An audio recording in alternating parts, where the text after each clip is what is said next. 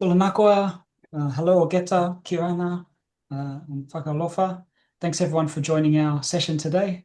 My name's Nick, and joining here from USP's Lothala campus on a lovely afternoon when it's been sunny after quite a bit of rain. We've got guests from around the region, so rather than me introduce them, I'd like to hand it over and see if our guests can introduce themselves. We'd love to hear about yourselves and what your connections to archives and cultural and linguistic heritage is. So I'll leave the floor open for anyone to go first, and we'll go around the room and see who our wonderful guests are. Thank you. Okay, I'll go first. Kiran tata kata to te ia ini ko vaini tu tai parima tre ko to kuingo. So simply known as Tai. I was born and raised on the beautiful island of Niue, which is the southernmost island of the Cook Islands. And I'm a proud Cook Islander, currently based on the main island of Rarotonga. So I'm actually the only library staff here at the University of South Pacific, Cook Islands campus. Since the library was, the collection actually was relocated back on campus. So fun fact is, I was, before I secured my library position, I was tasked with working on the late Professor Ron Crooken's papers, which was only a selection of his assistant records. And this was work done by those that came before me. So it was actually my first experience in this area. And I'm actually grateful because it was the beginning of my journey working around the Crooken papers. I've seen a lot happen since then. The movement of his collection from storage onto campus, and since the passing of his late wife, Mama Marge Crooken, we actually got to bring more stuff on campus. So I think there were a lot of people involved with his work, a lot of names to acknowledge. I do not want to name them one by one, but there were so many hands that made it possible. And I think the end result was having helpers like BSA, Volunteer New Zealand come along and finish the work. That was Jenny and Tim, so grateful for them. From the movement from having these collection inside a filing cabinet and move into like proper archival folders. So yeah, just having these people with experts come in and help, that really helps. So I think that's my connection with archive. And not to mention that we also have another collection on campus, which is the Don Marshall archives and papers. So those are two main, actually the only two archival collections we have on campus. So yeah, that would be my connection to archiving. And I'm also a course coordinator for the CM 101 Cook Islands Māori conversational Cook Islands Māori language course. That's it for me. Thank you. That's fantastic and great to have library representation on this panel. Over to one of our other panelists.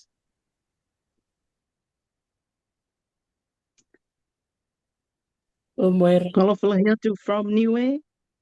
You go first, Dr. T. You go. Okay. Kalawhalahiatu from Niue, and thank you for joining us on this session. My connection to archiving and cultural linguistic materials goes back to my early days in the Niue Public Service, where from time to time, government records were transferred for storage, and before the Niue Archives Act came into being in 1992. Decades later, and since the establishment of the Tāoga Niue Department, the Niue Cultural Heritage, in 2006, where the National Archives and Museum were part of the new entity. The devastation caused by Cyclone Hit in 2004 damaged a lot of our national records, cultural artifacts, including land records held by the Department of Justice and Lands. The work to restore the damage and loss had yet to be fully completed before I left the public service in 2024. I am currently in my first term as a Member of Parliament in the Niue Assembly, but will continue to advocate on the importance of our cultural linguistic materials. And that's it from me. Thank you, Honourable Minister. We've got a lot of prestigious titles here, so I hope it doesn't offend our panelists if we go by first I'm names. just an ordinary member of Assembly.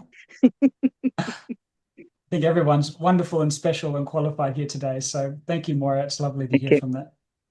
I think Tarisi was next. So over to you, Tarisi. Vinaka, Stephen, is it okay for ladies first rule? Okay, Vinaka. Vinaka to everyone, to our dear fellow panelists. Lovely to meet you all on this platform. My connection to heritage or collections started in the museum many years ago, in 1994. If I would say that was the first year I worked at the Fiji Museum as a fresh graduate of the University of the South Pacific. And it's lovely to be back on this panel, as an academic, but everything started off back in Fiji and also at the University of the South Pacific, where Dr. Nick and Harriet and the other team are part of the team of this panel. So my background is in the field of archaeology. So I was sent by the Fiji government in 1996 to study in Canberra at the Australian National University. So my field kind of started outside, more on the conservation and the archaeological work out in the environment, and then I made my way into the museum collections and into the archives. So that's kind of like how my journey started. But even though, I did all my work all around Fiji and fortunate enough to travel across the Pacific for various archaeological conferences and workshops, my love for heritage has never left me, and I don't think it's going to leave me, because wherever I go and wherever I try to disengage with heritage, it keeps attracting itself to me. So I just have to accept it and incorporate it as part of my work. So that's my history with museums and collections. My interest in language started when I moved over to New Zealand in the year 2000, after the 2000 coup. When I went over to New Zealand and I raised my children there, I started to value my own language because I was away from home and my children were really catching the English language very fast. And so I took it upon myself to start to create resources and start to teach the Fijian language at home and also within the community. And then now with academia, I'm connecting in from Los Angeles. I've kind of brought all the heritage and language interest into my teaching. Now I'm teaching museology in the university, space, helping our Indigenous students to appreciate the value of archives and the value of records and our heritage collections. Thank you, Nick. VC, thank you very much. And that leaves us with Stephen. Over to you. Okay. Hello, everyone. My name is Stephen Gagar. I'm an archivist with the Paradisic, which stands for the Pacific and Regional Archives for Digital Sources in Endangered Cultures. So it's a pretty wordy, but Paradisic is the easiest way to remember. Paradisic is a consortium of 3 universities here in Australia, the University of Sydney, the University of Melbourne, and the Australian National University.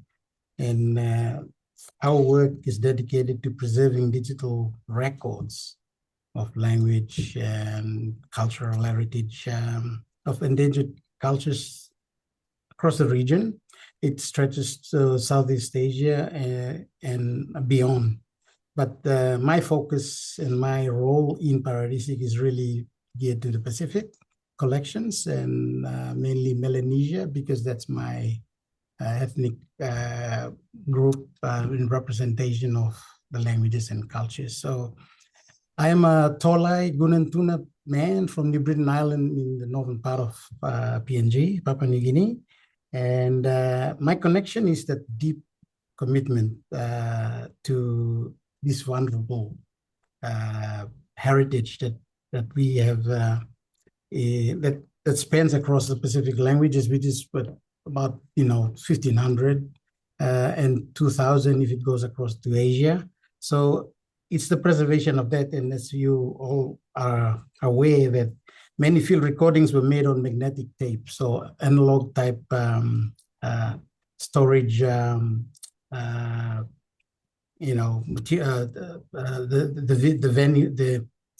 The carriers of analog records.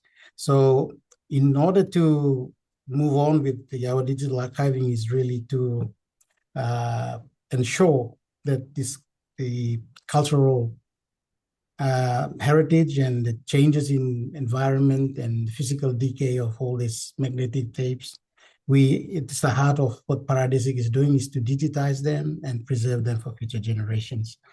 A bit more about myself. I've been involved with museums also as part of the curation process of Pacific collections. So I just want to mention that the contribution is within the GLAM sector, meaning galleries, libraries, archives, and the museums. So that's my contribution. If I can share a bit more as we go deeper into the questions. Thank you. Thanks very much. And thanks everyone that's just joined us. This is the Language Matters in the Pacific webinar. We're still waiting on one other panelist, Richard, who may join us when the Vanuatu connection comes online. But for now, we've got 4 wonderful qualified people from all around the region to share their thoughts with us. It's meant to be informal. Linguistics team gave us a few questions to prepare ahead of time. So we've got a good 2 hours until 6 o'clock Fiji time here to thrash out this issue. But I've got a few questions to start for our group here, and we'll sort of pose some questions and let them answer. But feel free, if you want to digress on a different topic, follow the rabbit down the hole. People can put messages in the chat. I think while one person's speaking, the others will be reading the chat. So feel free to chat away there. And we'll definitely have some time near the end for everyone to ask their questions in person. Great. So the first question I have for our group today is, why is it important that linguistic and cultural heritage is preserved in archives and museums? What can we learn about our past from it? Quite a big question to get us started. So while you think about an answer, maybe even if you can explain how you explain what heritage is in your own islands, might be also another related question. So over to our panelists, whoever would like to go first.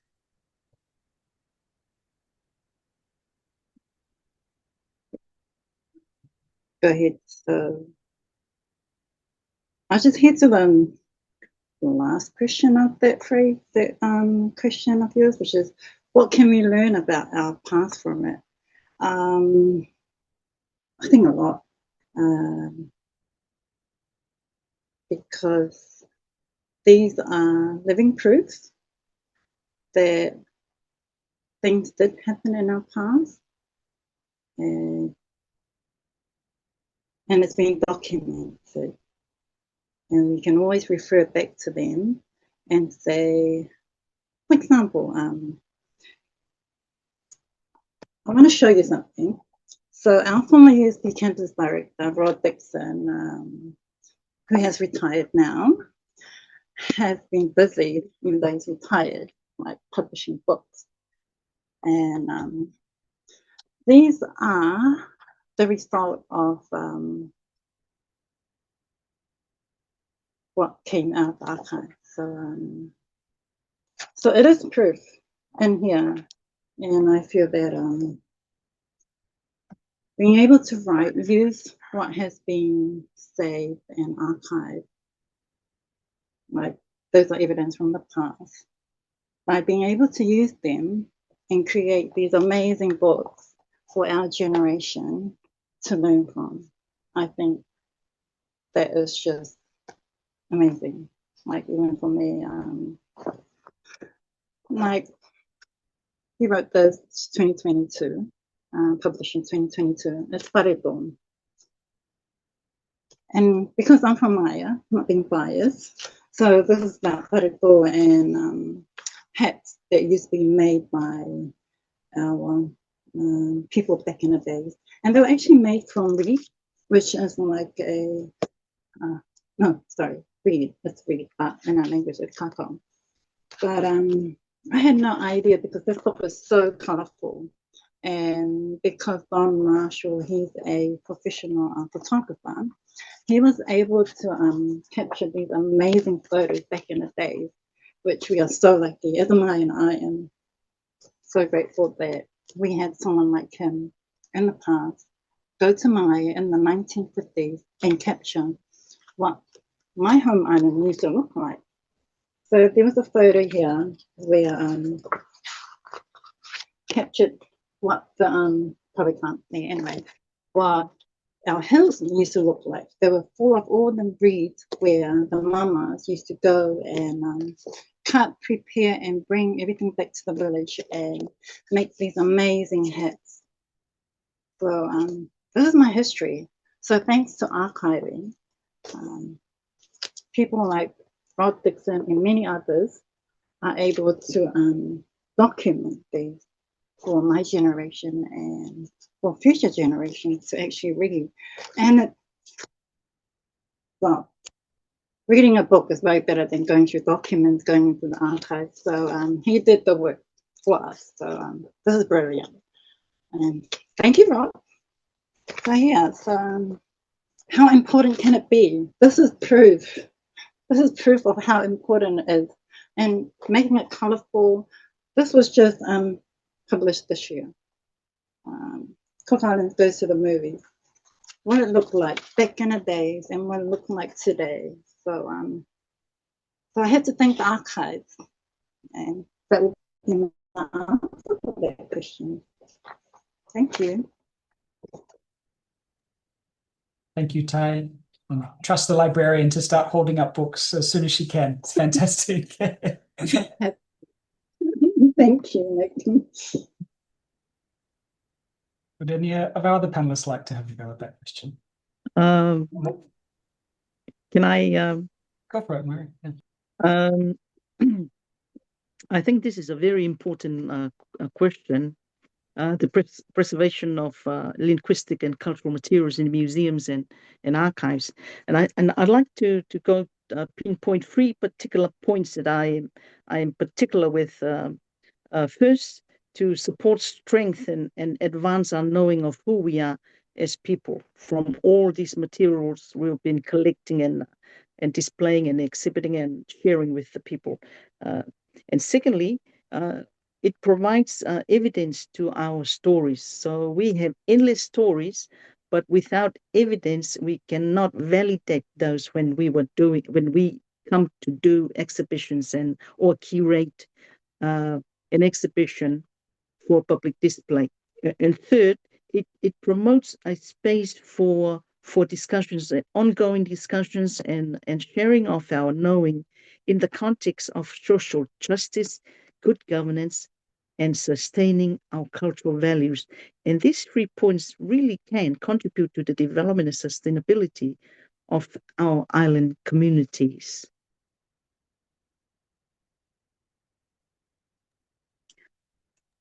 Thank you, Moira. Dr. T, you go. I'm Yes. doing the ladies first. And a true Melanesian person. Thank you so much for that question. Yes, it is a very important question that I think many of us have heard there so many times in our field of work. I think for me, with my kind of training in the Western world, if I would say that word, at some point I started moving towards our indigenous education.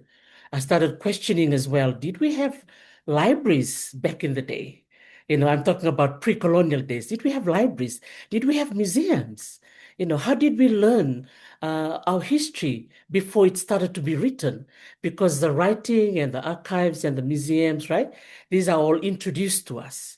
And so for me, over time, I've seen that, Westernization kind of cut the cord for many of us across the Pacific. And it's really great to see that a lot of our museums are now reconnecting back to what it was before the disconnection took place. And so for me, when I was doing my PhD research, I started digging into this, to kind of go back.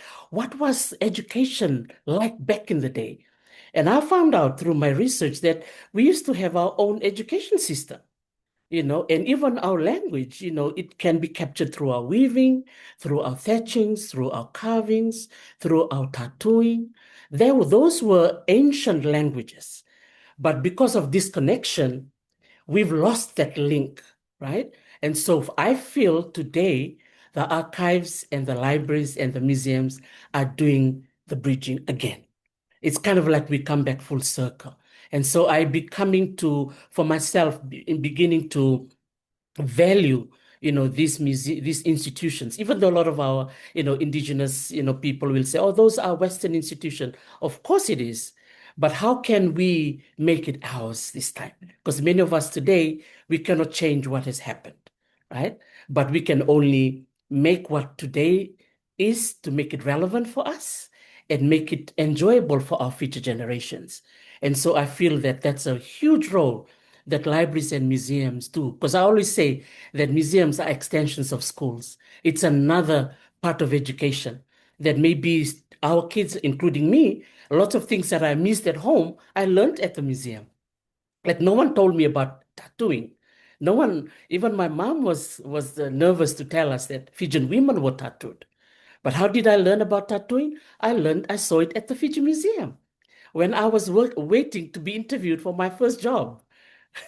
While I was waiting to be called, I was walking around the gallery and I saw a beautiful image of a Fijian woman, have these beautiful tattoos on her. And I was so curious.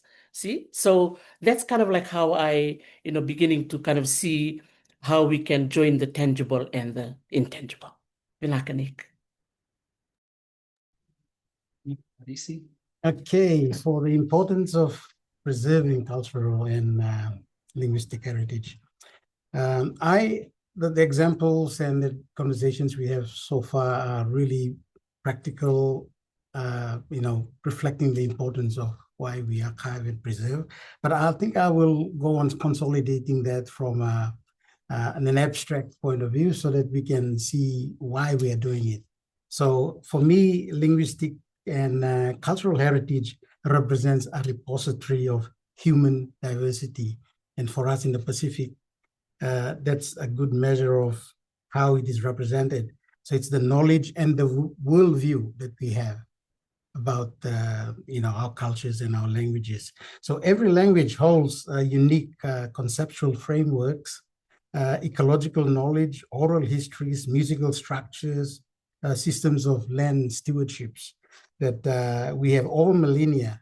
So preserving them really is consolidating why archives are important and the importance of archives. And if languages and cultural practice fall silent without documentation, and that's where the archives come in, is humanity and even our Pacific peoples could lose the entire perspective of the world and their background and their heritage. So I'm speaking on reinforcing the preservation of our cultures and our languages. It could be the traditional knowledges, weather patterns that we have in the past, navigational techniques that we had, resource management, and social and kinship structures are captured for the future generations.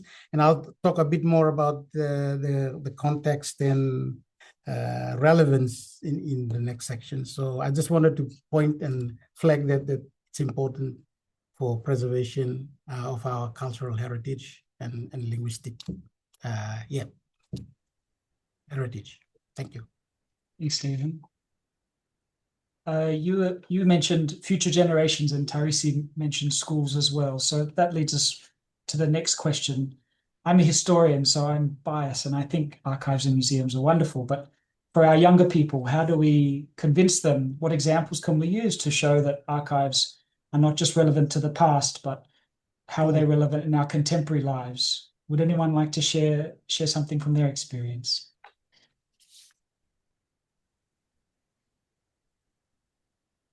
Go, Tarisi. I think from my experience, we really have to make it exciting for them because sometimes, it's very hard, to convince our younger generation, to be interested in their heritage and culture. Doesn't mean that they don't appreciate it, but we just have to kind of like remind them. And I think for me as a teacher, that's kind of like the role that I play in the classroom to kind of make them value who they are. So normally in my classes, every first day of the class, I often spend that hour just talking to students and getting them to tell me and the others about where they come from. Tell us about your mom, your dad. What do you remember about your grandma? What's your favorite food? Just sort of like, talking about little things to warm themselves up into talking about heritage, because it's quite a, huge topic, especially for young ones. So for me, one of the ways I've actually done it is, go to where they are. And that's how I started my Talano with Dr. T program, to jump to the social medias where they are, where the young people are. And now I'm on TikTok. My kids were shaking their head when I told them I'm on TikTok. Shock horror for my daughter is like, no, mom, I don't want to see you on TikTok. But I can join TikTok because my audience are there. Those young people are there. So I can, share some of the information about archaeology, about repatriation, about all the fun stuff that we all, do, archives, music, history. So that's kind of like one of the practical things I've done. The second one was it's kind of moved towards doing animation. I really thank my Samoan sister who lives in Australia but connects with us in New Zealand, Teresa. It's called Pacific Kids Learning. So for those of you who are watching, you can Google them or go on their social media page, Pacific Kids Learning, PKL, and they've done such wonderful animation for all languages in the Pacific. So I was very fortunate to be chosen for the Fiji version. So I created a story. And it's virtual reality even. So the children can wear those glasses and actually go in the water with the fishes that I was talking about.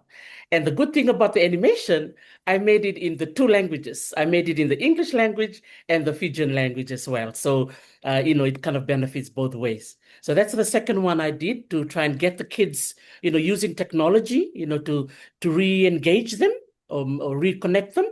And then the other one is just through some publications. I know Tai has shown some books, so I'll do my bit. I know there's no competition, but I just thought I've just created some of these language resources. These are bilingual books, and then these are two books that I was invited to be guest authors for children. A book on Fiji. This was published in California, and this was published in New Zealand, in Auckland. So I just thought that to make the stories much more fun, and engaging for young ones, that's really key. Using technology and using colorful materials like this. And also, last but not least, I've kind of created some posters. Again, just making it more, I don't know how you can see. I don't know. I have to move. Yeah, this way. Yeah. Maybe not. But You anyway. just see the bridge. To see the bridge. Let me take off the bridge and see if I can show it. I'll just show it quickly, and then I can pass it back to Stephen and to Moira. Let me see. No, I don't want to. Okay, I don't want to create anything and I press something and I disappear. That's okay. But those are just the 3 points I wanted to share, Nick. Go to where the young people are and engage with them, in this case, social media. The second one is, creating resources. And then number 3 is just getting a lot of technology. If it's virtual reality, if it's animation, do it. If you have the money, use it and share it with everybody. Milaka. Thank you. And Harriet's putting some links on the chat. Stephen, did you want to say something? All right. Yes, I'll just connect to what Dr. T's just left off. I work in an archive, and what the strong belief there is that archives bridge time. So it's the past, the present, and the future. And it connects to preservation of the past records, which holds memory for the context and evidence of our cultures. And as we protect or safeguard and preserve the records, we inform the present. Informing the present is basically to have the understanding and actions to be taken for cultural revitalization and language maintenance. So in that way, we are ensuring and sustaining that in future, we are capturing today's digital, social, cultural records for future generations through the intergenerational transmission of cultural and linguistic heritage. And it's for legacy and continuity of our cultures. So that's basically, in a nutshell, what I see the relevance is. But I'll talk a little bit about Paradisic, where I work. It's important that what I'm saying here is reflected in the workplace and the community of archives. So it's a digital archive, and we are not only talking about the technology aspects of it. For us, we've stepped up into making sure that it goes back to the people and the communities who created it. And normally, like in the past, we see that we'll discuss about ownership and sovereignty later on, but I'll just touch on what we believe in as Paradisic, as a duty of care, is not only just to the data, but to the people and communities it represents. So first is the ownership. At Paradisic, it is really, we go by the knowledge it belongs to where it came from. So it's really the cultural knowledge holders, the communities, the performers, and meant for the descendants who are custodians of that cultural heritage we have. So Paradisic is not the owner, it is a custodian and a caretaker for the cultural knowledge that will be shared. Secondly, some of you might be aware of the archival community. We've got 2 principles we operate under. That is the care principle and the fair principles. And I'm not sure in classes and the students out there, you would have come across this, but they are fundamental to governing how we operate. And it's both ethical as well as technologically sort of interoperable systems that we make available to users out there. And thirdly, the ethical control is dynamic. So we always assess the information that we have, and in collaboration with the depositors and the cultural knowledge holders and communities, we can immediately respond if there is sensitivities and protocols not followed. We can actually have a takedown of that particular material if it crosses the boundaries of not having it publicly accessed. So I just wanted to mention those points to look at the relevance of why we do the work, and in relation to a practical application of an archive that operates cultural and linguistic diversity and preservation. Thanks. Thanks, Stephen. That's fantastic. It's really nice to compare the experience of yours, more institutional role in Sydney and in Taurisi, doing some amazing individual work as well, balancing lots of different jobs from the base in UCLA. What about in Niue or the Cooks? Anything to share about its relevance there? Yes, I just want to go back to what Dr. T mentioned earlier about her engagement with young people. I think we are finding it very hard here to maintain their interest with so many of these things we have introduced to them over the years. They have their own agenda and they keep on doing it. But like she mentioned, it's always reminding. But how far can we keep reminding the younger generation? So I just would like to reflect on the experience I had with Niue texts and manuscripts deposited with the National Archives before the 2004 devastation I mentioned earlier.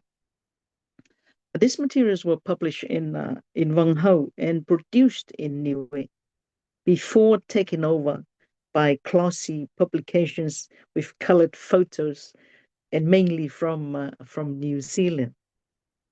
They are invaluable. Where texts have freehand drawings in black and white depicted the Niue at the time and the target audience of those materials. We no longer produce those stencil and photocopy publications, but what contained in this salvage publication and some of these old texts reminds us of Niue yesterday. And for any person or student studying languages, Pacific studies, cultural heritage, to unpack and compare or use in contemporary settings, a connection to the Niue of yesterday through digitization that Stephen has just mentioned, can compare with what we have now. But digitization in the Niue setting have yet to be fully engaged. And I think that's an area Niue would head to in years ahead. In my role now in Parliament, I see also the future of Hansard records in Parliament to be digitized and shared with the public. We are talking about records dated back to early 60s here that no one has been able to do that. It contains a lot of history and stories yet to be told by filmmakers, by artists, by writers, and so forth.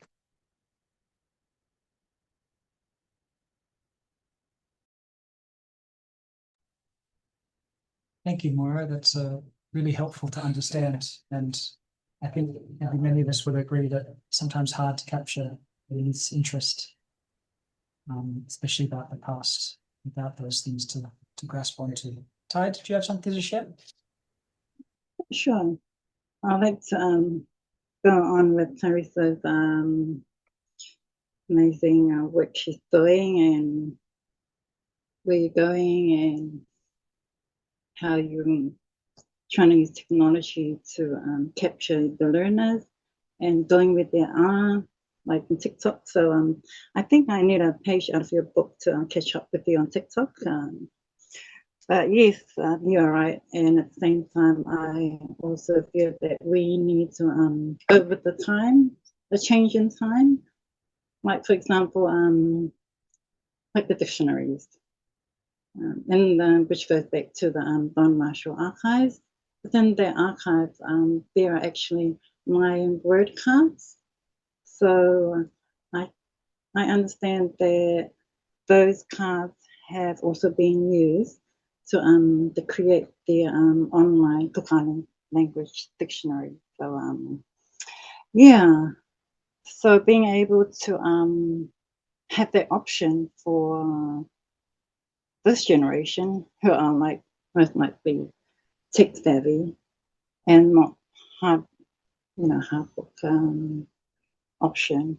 But yes, being able to provide that and being able to have our people have the option of the hard copy dictionary and also the online that they can access anywhere on their mobile phones or on their laptops. But might be surprised how much queries I receive at the office on library, where people from overseas, Australia and New Zealand, still come and ask to they want to purchase Uncle Connor's Moira dictionary. So and then I'm like, oh, it's online. I'll show you the website kind of thing. But I think for some people, they prefer that, the old hard copy book dictionary. And the sad thing is we don't print them anymore. So yeah.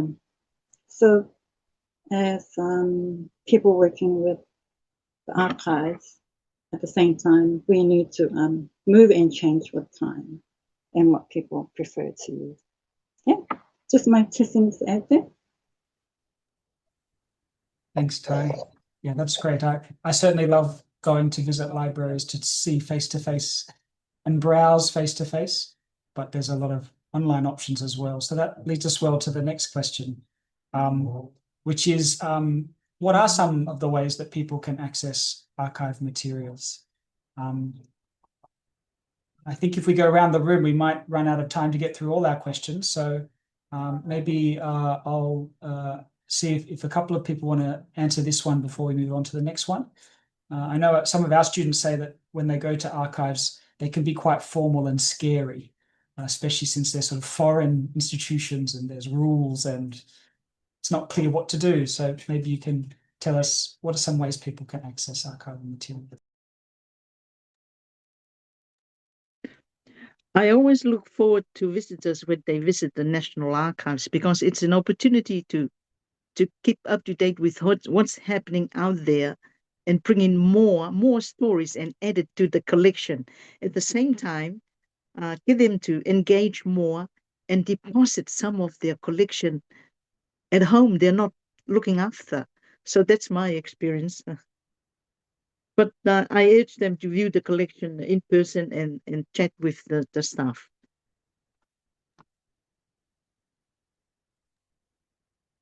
Wonderful. Thank you, Moira.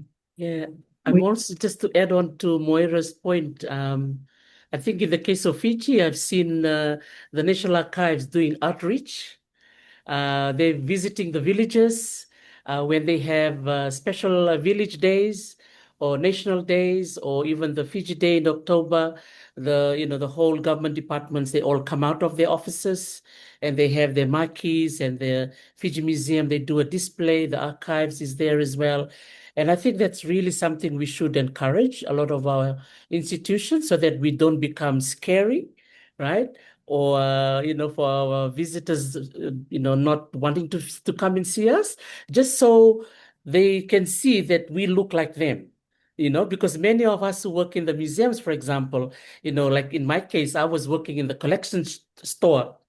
Behind the scene, I was behind the rooms, behind everything. People don't see me in the front.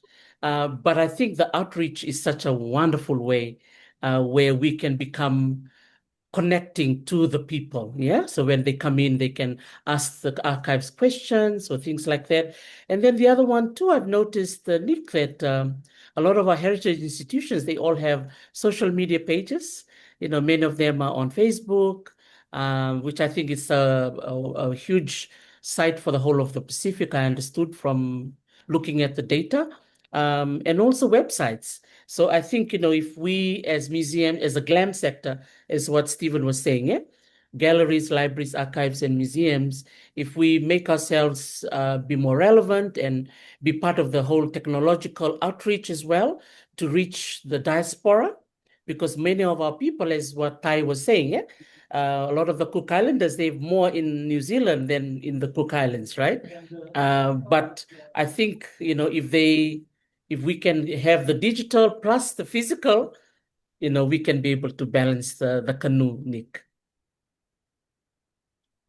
You see, it's a great metaphor there. Stephen, did you want to say something? Yeah. Since I know Paradisec has online materials, right? Yes. Okay. So we got the Pacific archives around the region, which the outreach programs and things like that are more important to push it out on outreach. But I'll just share what we're doing as a digital archive. So we are not directly engaged with communities per se, because we operate out of Australia. But what I need to just share with you guys is that the open access, Paradise is open access. You can access the archive online, so long as you're a registered user. So that is from a digital connectivity point of view. I'll talk a bit about that later, but you can have the in-person and regional listening stations. That's what the encouraging the Pacific Archives to go out. The community-led digital repatriation projects, that's important. That's another point where you reach out practically through community engagement and collaboration. And the public outreach that Dr. T is referring to, at Paradisic, we have that program in place to go out mainly to the diaspora, because that's our focus group here, and we're extending it out to source communities through the diaspora. We have a podcast series, which I'm also co-producing. It's Talk Save Culture Talks. It's Melanesian lingo. It's about talking about culture. And what we do is we bridge the archive to communities through what we have in the repository. So we are basically reaching out to communities with content in the archive. And it has sparked a lot of emotional rediscovery of, materials that people never heard of before. So part of that process is really reaching out Paradisic's archive to communities, and we've been doing that, let's say, successfully. We have now got about 20 episodes in our podcast, so reach out. I think I read there's a showing the link to our website and our podcast. So really, these are practical ways on accessing the archive. You got to be a registered user of Paradisic, and you can have online access. And the hows to do that is for another conversation. But the important thing is to state that we have open online access to the materials we have in the archive. Thank you, Stephen. I find doing podcasts quite scary for me, but it's wonderful to be the listener, not have to lead them. So I take my hat off to you for that. It's great. Our next question is about the challenges archives face, and that's a big question because there's plenty of challenges to list. But maybe I'll start with Moira and Tai on the ground in Niue and the Cooks. I know you've mentioned already a little bit, Moira, about 2004. But maybe you can elaborate. What do you think some of the issues archives and those who work in them face when it comes to preserving materials in the face of technological and environmental challenges? Oh, thank you, Nicholas. First and foremost, archives and museum were never a priority, a national priority from the very beginning. The devastation caused by Zeta in 2004 was just an extra layer to that. It just make work harder. But the work to restore the collection fully to a stage that we can open up to the public has yet to be fully recognized. First, the restoration has to be cataloged, and the content, and especially where they are stored. Although we have a new building constructed in 2018, but it's shared with the museum collection. And when things are when both of these two important sectors are shared and housed in a limited space, we don't get to fully utilize or engage more with people to fully utilize the archive collection. So there's still a lot of work to do with the restoration of the collection, but that doesn't stop the department with people who'd like to make deposits to the archives. Policing the entire collection it's another challenge, because the building where it is housed do not provide that kind of a setting, enable anyone who want to use the archives have free access and be able to do their search whenever they visit the archives. Secondly, although the new building, it's not built to archival standards. So we still see silverfish, lonely cockroach will appear, sometimes geckos. It's just pests. You never anticipated this kind of situation, but it still happens. So it's more challenging now than before, I would say. And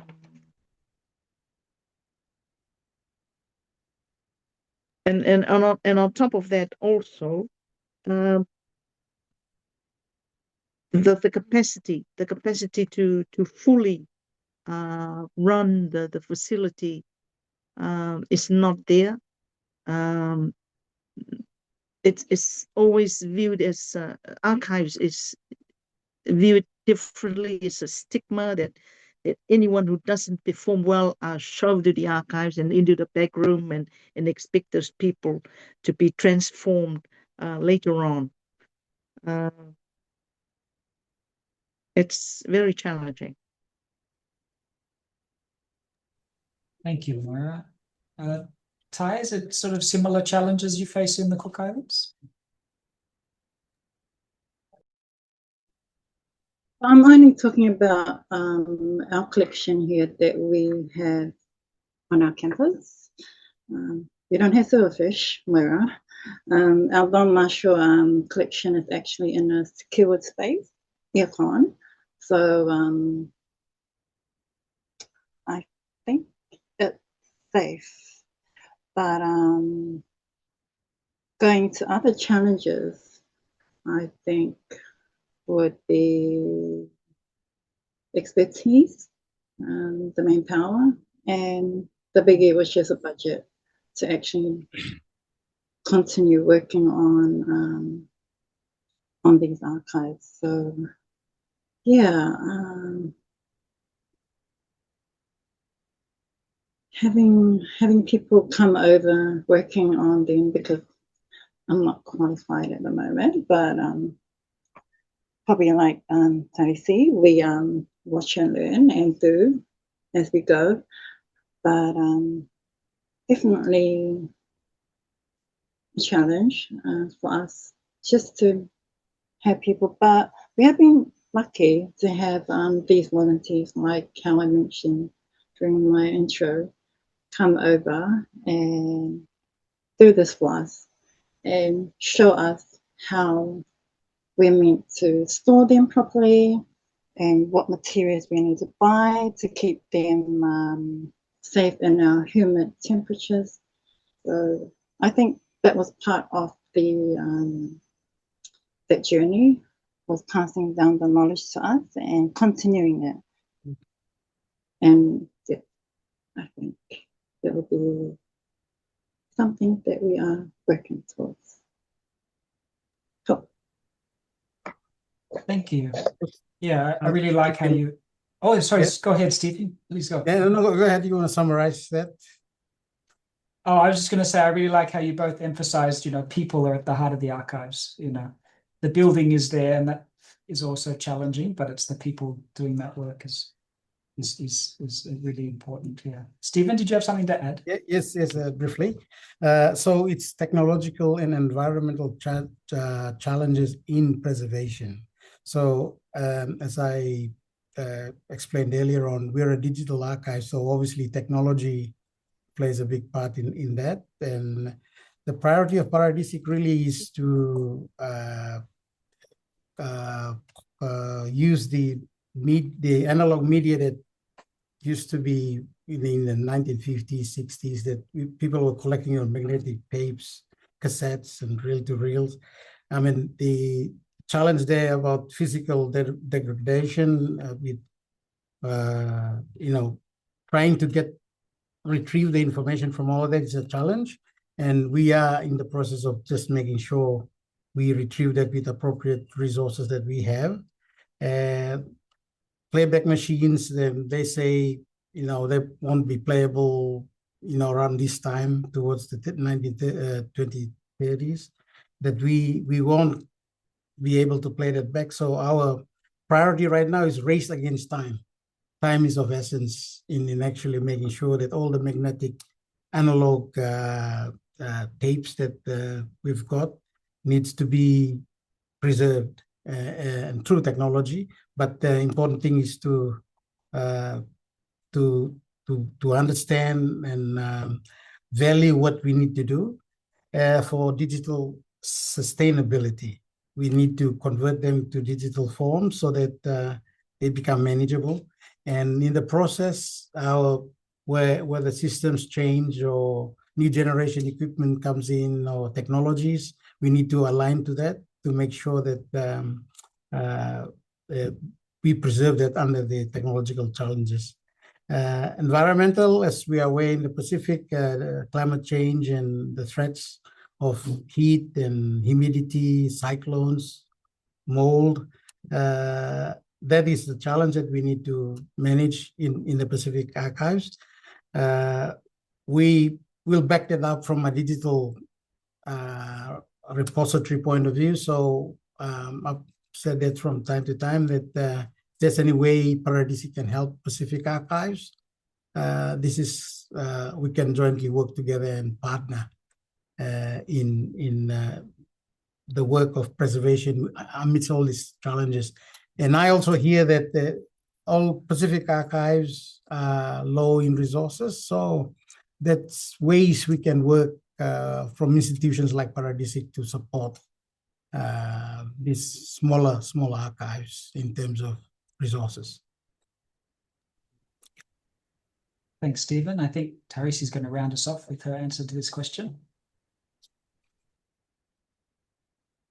I'll be very quick. I think thank you for the sharing in terms of the challenges. Thank you for highlighting those as well for each of the islands and for Steve. But for me, one of the big challenge I see across the region is the changing of the mindset of our leaders. And I'm so happy that we have the Honorable Minister, Moira, here with us. Thank you for joining us, because you'll be an example for many of our islands across the Pacific to take heritage seriously. And one thing I would like to propose on this panel is to make sure that every country has scholarships available for our young people to go and be trained in archiving, museums, archaeology, anthropology. We need that. And, the changing of the mindset has to happen, and we need a lot of our leaders, especially our Minister for Finance and Minister for Education, to prioritize heritage and encourage a lot of our young people to go out and be trained and come back home. Thank you, Nick. Thank you, Tarisi. Well, we've got lots of love hearts there. It's soon to be an election in Fiji, so you can see Tarisi's getting fired up already. Look, scholarships is a good point. We've got a few questions, but I'm going to compress a couple of questions because we have a lot of students in our audience. Yes. I think we've got a lot of linguistic students, history students, maybe art students. Yes. And they might be thinking, what sort of jobs are there in this space? How do you get started? Are there trainings in the region you can do? Would anyone like to share how they got into archives or museums or what things they might suggest for our students? Yeah, I think if I can, Nick, from my case, I had a government scholarship from Australia. Thank you, Nick, and your amazing government for giving us the scholarship. So I was able to go to Australia and study and come back. So I can use that as an example. And so I want to encourage our students who are joining in now is to make sure that when you're also studying, I'll wear the hat of a teacher and an academic too, is to make sure that, you keep your GPA high as well, because when you leave your undergraduate study to do your MA or to do your postgrad, to do your PhD, your grades play a very important role, because all these international universities, they'll go for that. So that's another reminder I just want to say to share. So even though there are outside government scholarships that are available and they're very competitive, like the United Kingdom, in the US, Australia, New Zealand, I would really like to have our own countries, our own island nations, to put aside pots of money for scholarships for our own young people, to get the cream of the crop, so to speak, across our own nations, and give them scholarship to go and have the training and come back. So that's kind of like, one of the suggestions I would like to give. In the case of Fiji, we have in my day, there was the Public Service Commission. It was a government scholarship that was given. And also at that time, we had the Fijian Affairs Board scholarship that was given to indigenous Fijians and Rotumans. And also we have the multi-ethnic scholarship that was given to, all other races as well that are in, because Fiji is so multicultural. But I just wanted to acknowledge all the scholarships that was there for me. Without those scholarships, I wouldn't be sitting right here talking. But I just want to encourage our young people not to lose hope. But I would like to talk to the leaders of the countries to please, prioritize and provide as many scholarships as possible for young people. Thank you, Tarisi. Moira, go ahead, please. I fully support what Dr. Tarisi has been highlighting there. First, she mentioned earlier the lack of support towards studies in cultural heritage, languages, and Pacific studies. As a student of Pacific study before, I find it very interesting. It really brought back all these things that and you want to further that, but there is no backup support from there. That's another story to tell. Anyway, I have the opportunity to see in person the Fiji National Archives and the New Zealand National Archives. Both of those two facilities in the Pacific, state of the art. I would recommend any student to take up an attachment with those two facilities. And I think also there are online learning sources available in preservation, conservation, offered by the New Zealand National Library, that from time to time we get ourselves into and learn from it. But I think most importantly, you need to have that passion to drive all this. You must have that passion to make sure that you are into this for the goodness of your country. So I'm still here and I'm still driving that, although I'm not working in the archives. I'll just add a bit on that, Nick. Modern audiovisual and cultural archives like Paradisic, what we need in training is a blend of technical skills and cultural competency.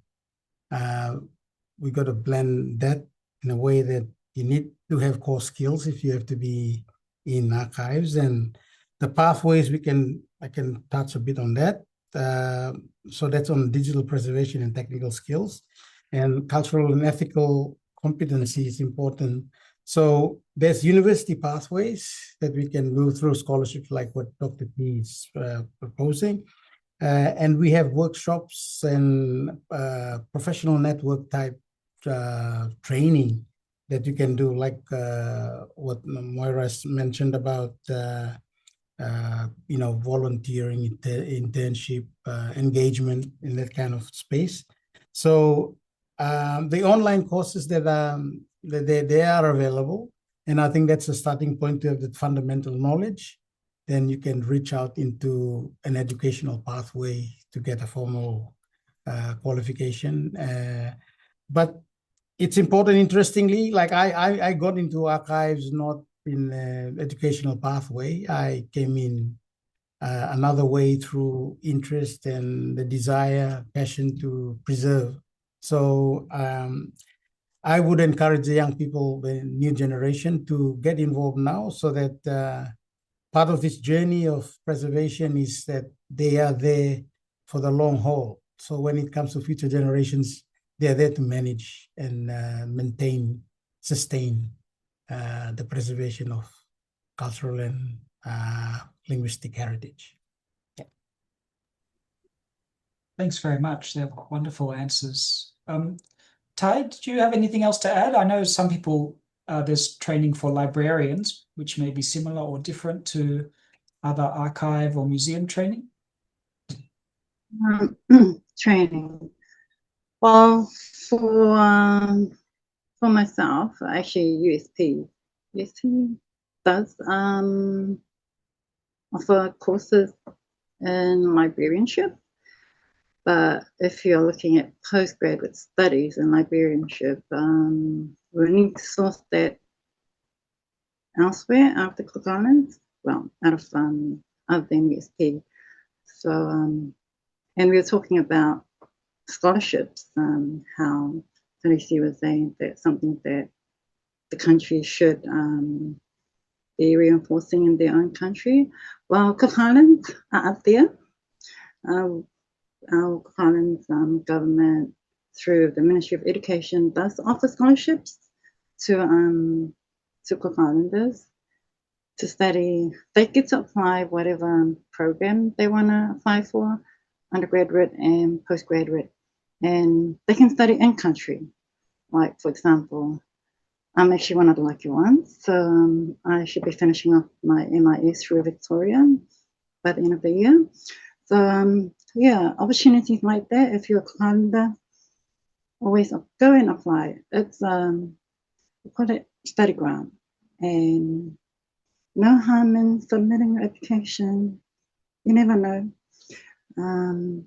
Yes, so we are lucky here in Cook Islands. We do have that option, and a lot of I've seen a lot of our people make the most of that opportunity. We have there's several options that you can apply for. Those that go away to New Zealand. But the great thing about it is you get to choose what you want to study and where you want to study and how. Whether you want to stay here in Cook Islands, like people like us prefer to like work full-time, study part-time, even though it's going to take me 5 years doing one paper a trimester, but hey, I'm getting there. And yeah. So, well, those of you out there, check with your country, because we Cook Islands are doing it. Thank you. Thanks, Ty. I think a lot of students will identify with that story of perseverance, just chipping away. And I certainly have dealt with quite a few of the National Archives of Fiji staff, and some have qualifications, some have worked their way from the ground up. You have a whole mix of abilities, and passion is something that motivates all of them. So it's wonderful. Yeah. I think we're almost at our last question, and then we'll open up the floor, because I see there's about 80 people still with us listening along, so I'm sure they've got questions. The last question is on a topic I think that's come up in other webinars, and that's data sovereignty. And I'm not sure if it's something that everyone here wants to talk about or is comfortable talking about, but the question I've got here is it about how data sovereignty is important when it comes to these cultural and linguistic materials. Who owns the data that is stored in archives, and who gets to decide how open that data should be, or how we should manage sensitive data? Does anyone have any views on that? I can start with this one. That's something close to our institutional workflows that we have in Paradisic. See, indigenous data sovereignty is the foundational principle when managing cultural and linguistic in archives, materials in the archive. So who owns the data? Traditionally, Western legal frameworks assign copyright to the recorder or the researcher, traditionally, who created the tape or the document. But modern archives ethics these days are about indigenous data sovereignty frameworks where the intellectual and cultural property remains with the speakers, the communities, the performers, the cultural knowledge holders and keepers. So the archive will just act as a caretaker and custodian of the data, not the owners. That's our case in Paradisic. Who decides the access and openness? So the community of origin and the depositor will determine that initially. So when we have a depositor filling out a deposit form, all the access conditions and protocols are put out earlier so that it's established in the archive that who will access data. So we've got three categories of levels of access. That's the open access. We have restricted or permission required access, and the closed access, meaning they have to have some formal written, it's restricted, and basically that's mostly the sacred ceremonial stuff that we need to safeguard on behalf of the owners.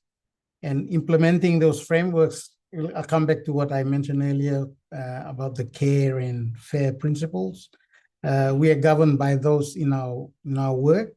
So it upholds the community's self-determination and on the cultural sensitivities and what needs to go public and what does not go public. So that's how we've been managing it in Paradisic, and digital sovereignty is a big part of managing the process of preservation and access to cultural and linguistic heritage materials.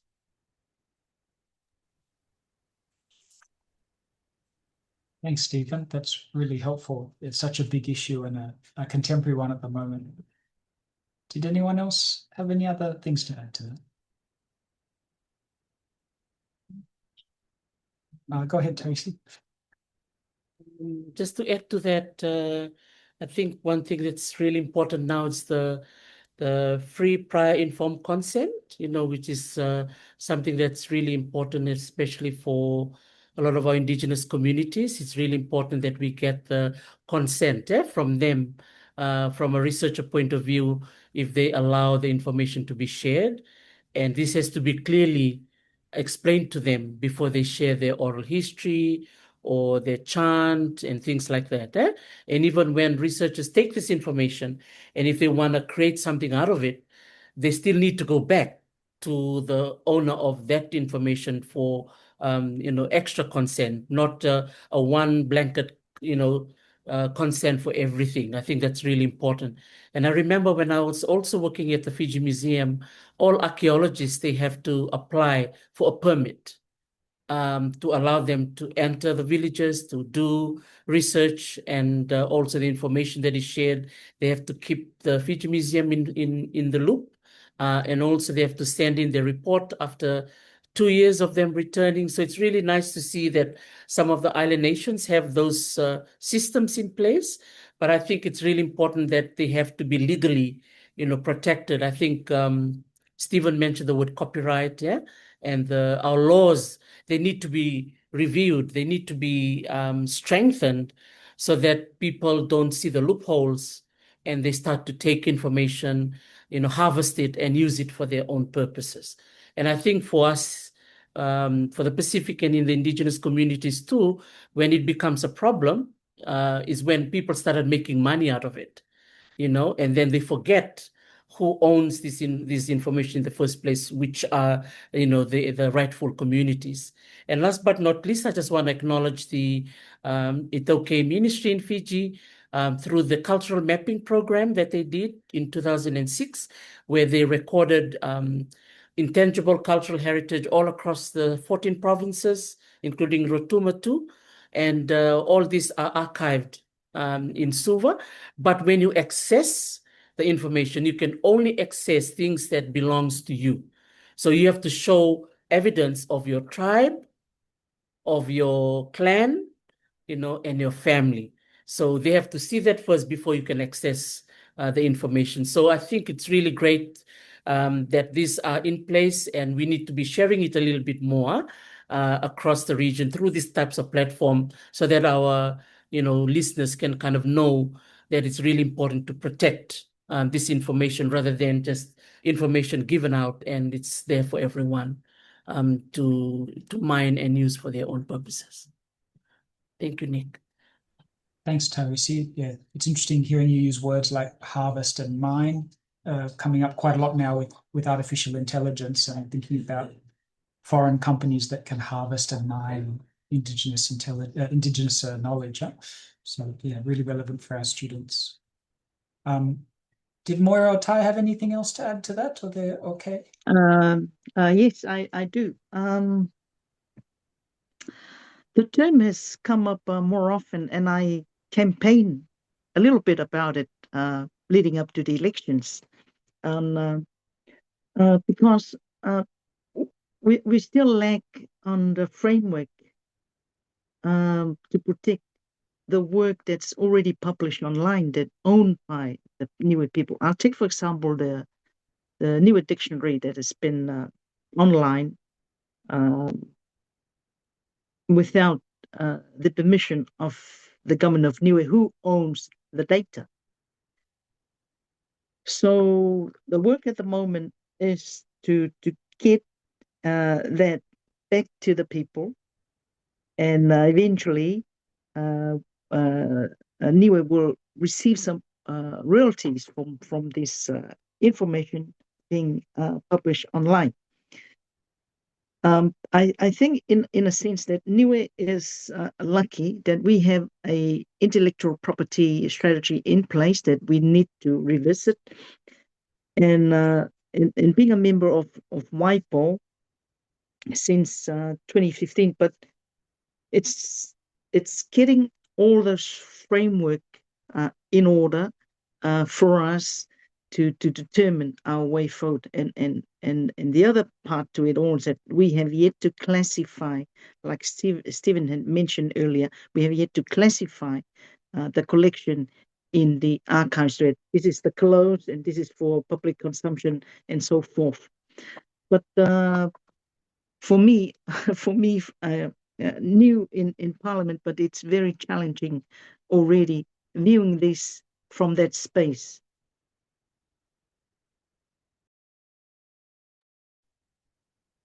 Thanks, Moira. Yeah, I think we're all coming to terms with it in our different sectors and organizations. Tai, did you want to say anything, or you're okay if we move open? Great.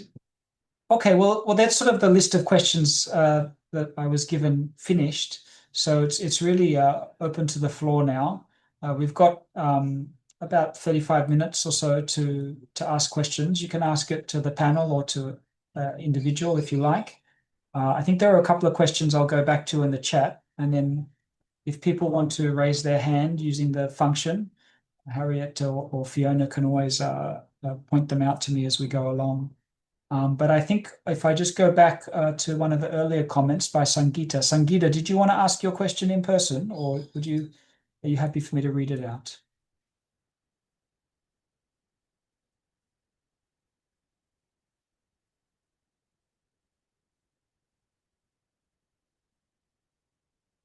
Okay, maybe I'll read it out and then see if our panelists have an answer. So we understand the value of archives as well as the efforts on social media platforms, but a question that comes to mind is with regards to the space, if any, heritage and culture occupy in contemporary primary and secondary schools. Are we just limited to designated dates for appreciation and celebration of history, or can there be a consistent presence? So that's from Sangeeta. And I think a related comment was from, lost it in the chat, Ashlyn. I think one thing I would like to add on is the absence of the emphasis of cultural archives in high schools. So did anyone have any comments or opinions about archives and heritage in schools? Go ahead, Doris. Yes, thank you. That was a really good question and really good point to raise. So in my response on the chat, I've mentioned that it'll be really great for the Ministry of Education to include it in the school curriculum, so that it's embedded in the curriculum and the teachers are empowered to be able to teach archive and museums and library subjects from the primary level. So that's a really good point. And also that can, kind of lead to practical visits to the libraries, to the museums, and to archives. So I think it falls in the, for the governments through the Ministry of Education. It can be done. If I can give an example, when I was still in Fiji, one of the interesting topics that was coming through was archaeology. And now it's embedded in the school curriculum, and children can learn about Lapita, and they can learn about archaeology, and they can visit the Sigatoka Sand Dunes and the Tavuni Hill Fort because it is now part of the school curriculum. So if that can happen in the case of museums and archaeology, it can happen for archives and libraries too. Thank you, Steve. Go ahead, Steve. Yeah, I just add on to that, and I think that's really positive. But if you look at the holistic approach to education, and I'm sure educators out there, if we build it up from high schools, that actually creates the pathway in itself for courses in archives. And I would like to suggest within the governments that the national universities actually build that into curriculum for archive specific. So the pathway starts from high school. I think it should give that interest and encouragement to students who want to get into archiving.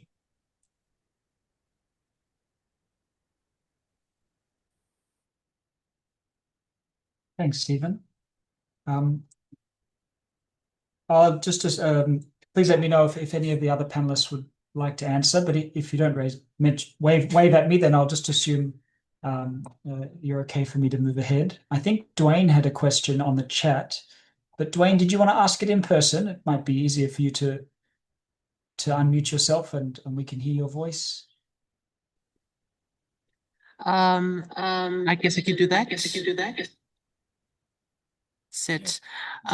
So my question is regarding on the scholarship programs and how government has often prioritized other traits in the fields of science, or engineering, or even economics. But when it comes to the arts, it's only limited to just law and social sciences.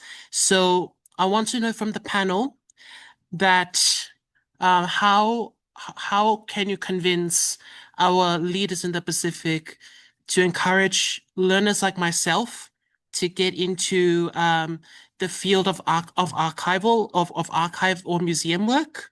Moreover, just looking at the importance of such activities. Paftai lava.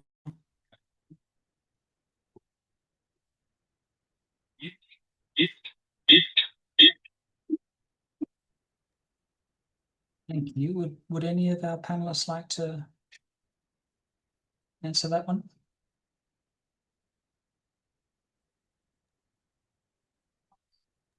I think Tarisi. Oh, Moira, go Moira. Oh, go Moira. You go. I think I just want to reflect because I've been hearing a lot of this question in my ears in the public service, and no doubt it will continue to be raised. And thank you for asking again. I think it's about time that we Pacific leaders need to revisit the subject. Take, for example, courses offered by the University of the South Pacific that it just become lax at sometimes. Where is that continuing support? I'm going to make reference to Pacific Studies here. Personally, I would like to see Pacific Studies owned by the University of the South Pacific, but it's not. It's owned by Auckland University, and outside of that zone where Pacific can contribute towards that and draw from their experience and inspire students to study on subject areas that is more relevant to ourselves. We are forcing students to take up sciences and all other subjects, economics, where they end up doing different career moves back in their communities, back home, when they have, at the end of the day, these graduates will leave the community, will leave the islands and seek employment outside of Niue because of this situation. But whereas if we can at least target some priorities in to arts, in the archives, in the museum, and I've been harping on this in my ears in the public service, and no one wants to listen to me. And I don't know, in my new role in Parliament, should I continue to harp on about it? Because I am already being labeled a stubborn person about this particular subject. So I sympathize with the question, but I'll see how I can go about this. Thank you for being very honest there, Moira. Tarisi, did you want to follow up? Yes, thank you so much, Honorable Minister Moira. We will stand behind you and support you and cheer for you. And if you can do it for Niue, I'm sure you can, fight for all of us, acknowledging your hard work in that space, Madam Minister. I think for me, I just typed my comment on the space, on the chat, is that exposure is really important, for our government ministers to be exposed in this field of work, even in country. We should encourage them to visit archives, visit the libraries, visit the museums. And then when they go overseas, which a lot of our ministers do, and they can go and visit and see the state of museums and libraries and archives overseas and compare the standards. So that's really important for these leaders to be exposed to the heritage sites themselves. So that's really important, number one. Number two, I've seen a lot of our people in the heritage sector lobbying for years. And the Honorable Minister just said it just now. She's been harping about this for so many years. And I think the combination of both is a way forward, so that we can work with the leaders, expose them to the amazing work. They know, no doubt, that we do a very important work. I've heard so many speeches. They all say, heritage is important, libraries are important, archives are important. They say it and they believe it, but the action is another one that they need to work on, which I think is really important, that they should put their words into real actions, which means supporting our young people, where the need is, which is scholarships and training. And I think if we, Fiji now, which Nick just alluded to, this election coming around the corner, and I know many of our own relatives are going to be standing for Parliament, to wanting to lead. Maybe we need to use it from our own family as well, right? To tell them, hey, when you get into Parliament, don't forget us. Don't forget the museum, and don't forget the archives, don't forget the library. So I think the constant lobbying and then getting the exposure that is needed for them in their minds, plus more programs to be done as well in the country, be more visible, more outreach programs, and getting all these ministers to be involved as well. So those are some of the practical ways, that we can be able to get our leaders just to, change their mindset. And so the support is there, I know, from their heart, but I think the love should go into the purse strings. Thank you, Nick. Thank you, Tarisi. Stephen, have you I- unmuted your mic? You wanted to say something about the purse strings. I totally support the conversations here.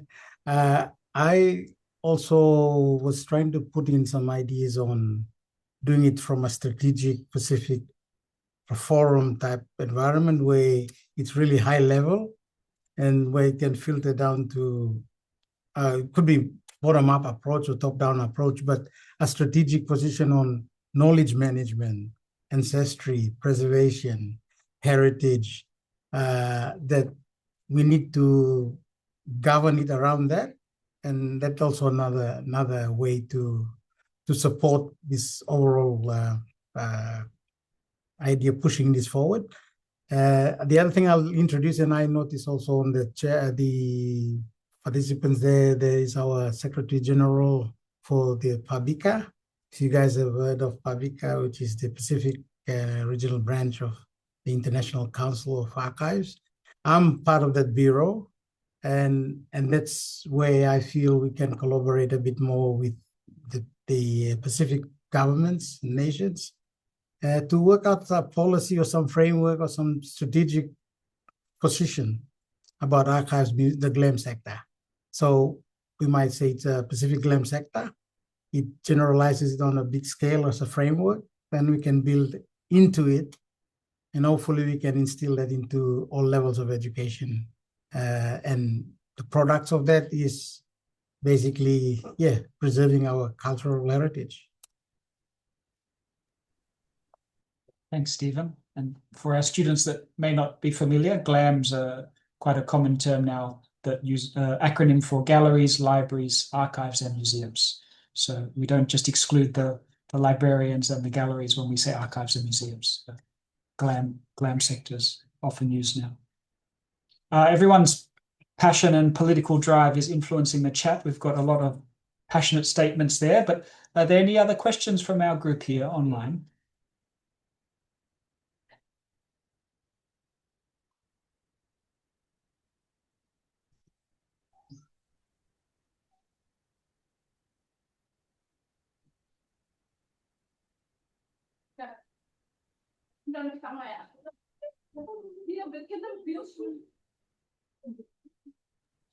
I think I can see Lorenz, Nick.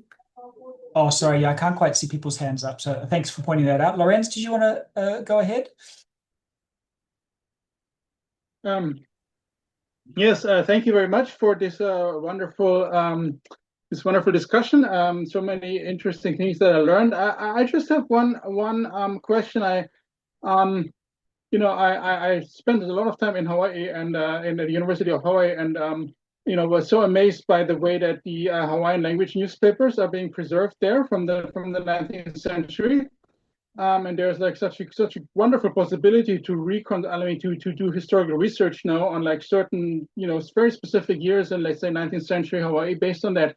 And I'm a little bit concerned that in many Pacific Island countries today, the print media in the indigenous language are not systematically preserved. I noticed that when I was living in Tonga, for example, there were several Tongan newspapers that were not being collected by any archives. And I'm just kind of concerned about the like that kind of indigenous news media, which is not that frequent anymore, unfortunately. But in some countries, particularly Kiribati and Tonga, I think these are the two countries that have the strongest indigenous media and indigenous language media resources. And I'm just like, but it looks like some of these materials are very, very hard to access. And I think I'm really worried that some of them may actually get lost. Like they print them and then they disappear kind of. So anybody has kind of any ideas on how to preserve those and make that make that better? Thank you, Lorenz. For everyone here, Lorenz is a colleague in politics at USP. Would any of our panelists like to answer that one?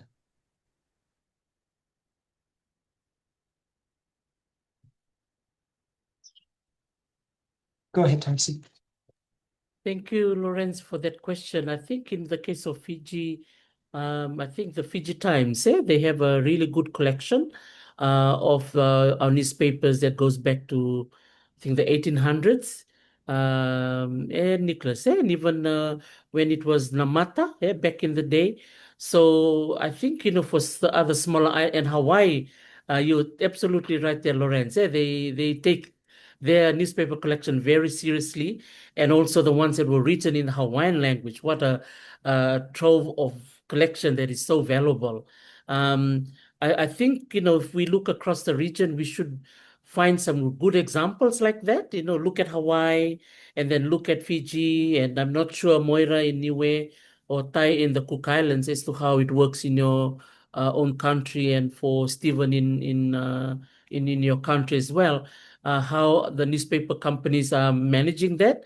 But I think we can look at some of the good examples to see whether even the Fiji Times are connecting with the National Archives.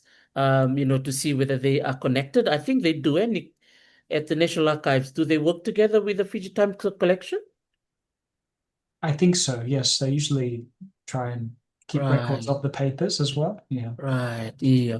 So I just wanted to share that it may sound like doom and gloom in some island nations.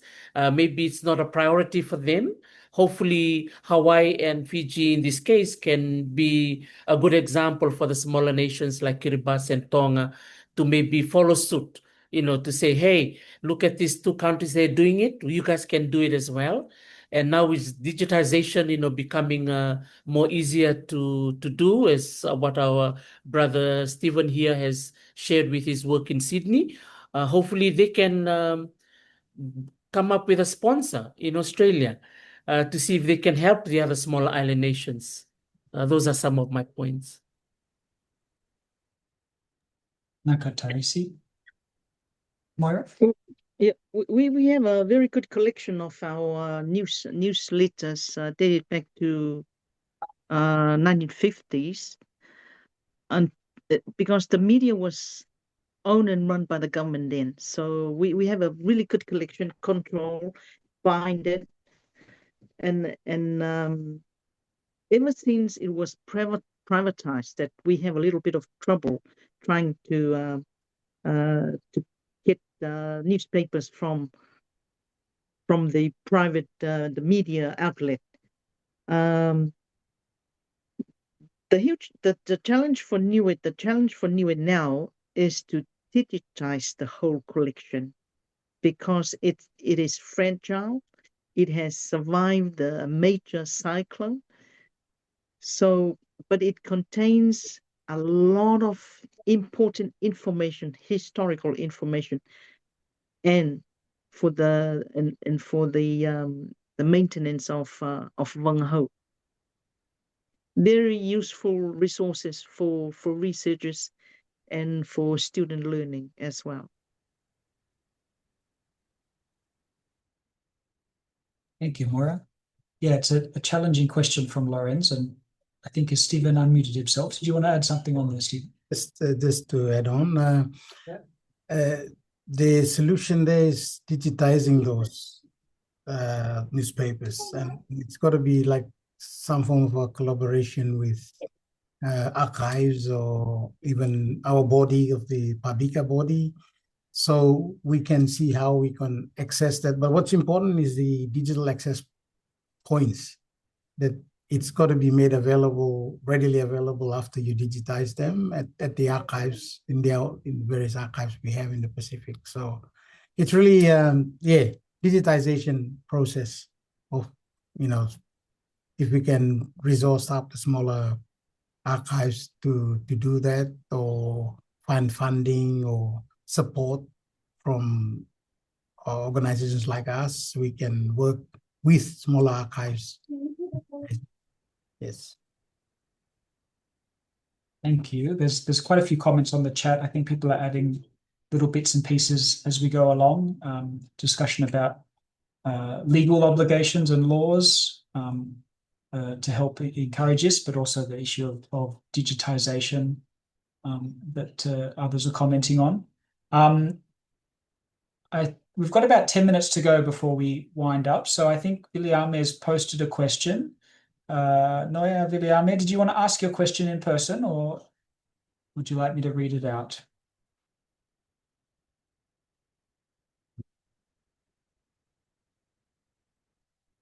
Okay, I might just read it out then, since I don't hear you. He says, I have a question regarding Indigenous methodologies. Is there a space for Indigenous ways of remembering in the way our language and culture are preserved? And can we integrate these into the way in which our history is displayed and stored? Good question from William, who is a student, I think, at USP.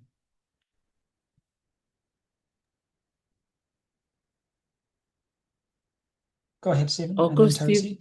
Yeah, or just just to respond to that, this is part of the whole conversation about indigenous data sovereignty. I think if we can, that there is legal frameworks, there is intellectual property, cultural property rights. That I assume is part of this big conversation about indigenous data sovereignty and governance. So as a panel member here, I've got some connections with that sort of groups in Australia, and you know, as an outcome of the panel, maybe that's something that we can look into or expand on. But the answer is about the big conversation around indigenous data sovereignty and governance.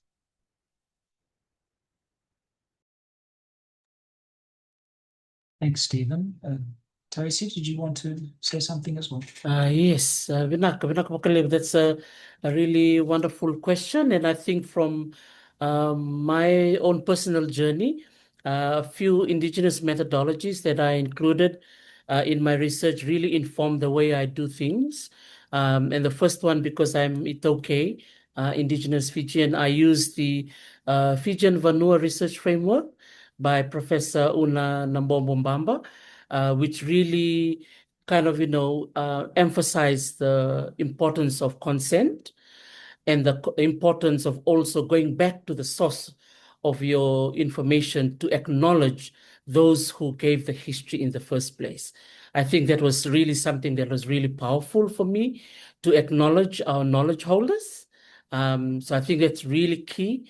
And I think many museums are following that same process, in which when we do exhibitions, it's really important to bring in the right people to come into the space, get their perspective, so that no one just comes in and, bulldoze their way in and share an exhibition about a certain culture.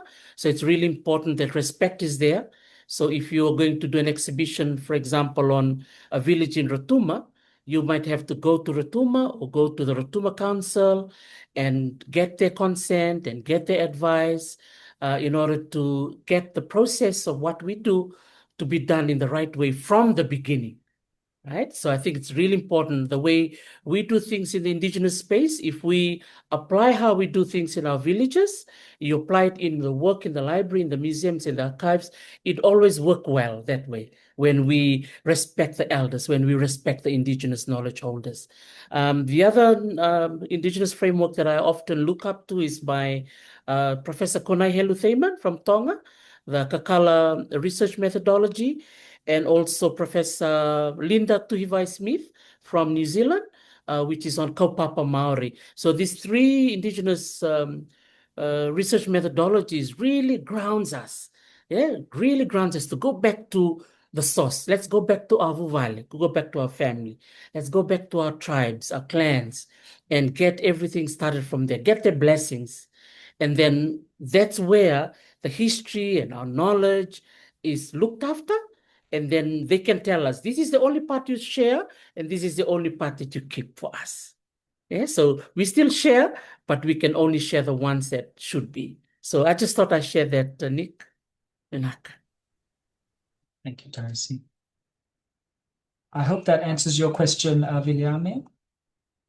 We might have time for maybe one or two more questions before we say goodbye, because our panelists have been sitting on their chairs for 2 hours now, so they're probably getting a bit tired. Especially, I think it's quite late at night in California, where Tarsi is. Any final question? It's past my bedtime. The sun is still setting on your background, so you're not there yet.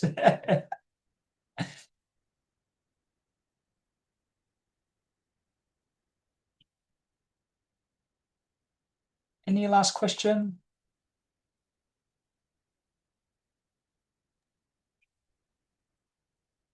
Nick, I'll just have a point.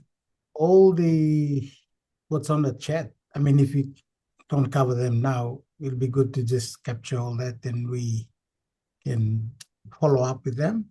I'm just Sure. thinking a lot of good points here which we cannot cover in the time frame, so I just thought I'd mention it.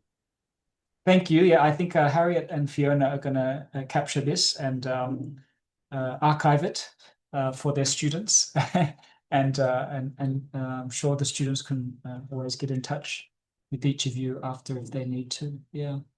Did our panelists want to say maybe one final thing before we sign off? Did any of you want to end on a particular note or sort of conclude with a statement before we say goodbye?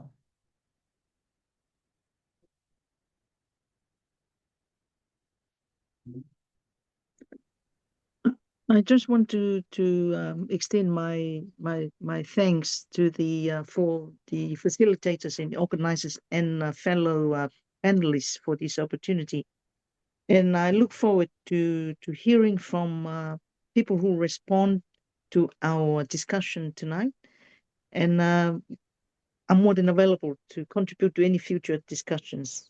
Thank you very much.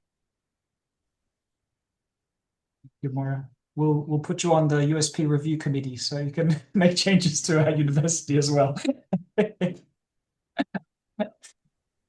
Teresa, you wanted to say something, and then Stephen.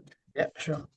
Yes, I just wanted to again acknowledge the invitation for me to be here. I was looking forward to this Talano session to learn from our fellow panelists and appreciate the comments from the audience members. I think for me, the final points I just like to share is some of the work that I personally do is to try and do a lot of re-engagements to languages and culture in the classroom. The other one too is reconnecting our people through museum collections. One example was the Pacific Collection Access project that we did at the Auckland Museum in New Zealand. It's one of my favorite projects because we were able to reach out to all the community leaders from the Pacific that live in New Zealand to come in and have their stories shared, and vice versa. That's when the museum just opened their vaults and got everybody in, and everyone was on the same level playing field. I think we need more of those projects. And then the third one is, for everyone, that is in this audience and those who will listen in the future, anyone that has specific heritage, it comes, our history also comes with responsibilities, and we shouldn't just rely on libraries and archives and museums and galleries to do the work for us. We can work together, but if we can start from home and teaching our children the value of language, the value of history, when they go out to primary school and secondary school, they're not lost. They are familiar with who they are, and then all the other extra teaching just add to their own learnings that they have at home. And then my last one is, looking at just reestablishing connections. If we can do it digitally, or through the social media or through podcasts, we are adding to our vault of knowledge and not just gatekeeping it, but sharing it for everyone. Thank you. Thank you very much, Teresa. Stephen? Okay, my last piece is really, I'm like to thank the facilitators, for Harriet, Fiona, yourself, Nick, for facilitating this. Thank you to making this possible. I just would like to request or put in that input that we need to probably keep the network as we are starting from this panel, and we can share, collaborate, and connect as we move on. So if there's anything we can contribute to the big picture and the space that we're in, I'm happy to participate in that. Lastly, from an institutional point of view, my experience, what I've discovered over the years is that we are now trying to change over the concept or the practice of archiving, not to just become static, but to become dynamic. And that's where all the programs come in, whether you outreach, And then obviously capacity building in the Pacific, I feel we should play a big part in that as a group and to coordinate that, because that's we aim it together for the positive outcomes and for the benefit of cultural and linguistic heritage of our people in the Pacific. Thank you, Stephen. That's wonderful. Any last comments from the cooks? Yeah. Anyway, firstly, thank you, Nick. Thanks, Harriet and Fiona in the background there for this opportunity to come on and join in with these amazing panelists. I think I did more listening than talking, but thanks so much for the wealth of knowledge you've shared amongst us all. And yeah, me te mata from the Cook Islands. And I think the Cook Islands are going to be hosting the next Australian Association for Pacific Studies conference next year. I'll put that on the link. The Pacific History one's going to be in Moresby at the end of next year. So there'll be lots of networks to connect to online. Thank you to our families for being very patient while mum and dads have to do all the talking.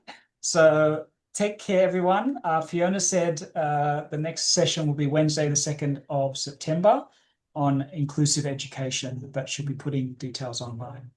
So on behalf of everyone at USP, and thank you to our panelists for inspiring our students, and have a wonderful evening.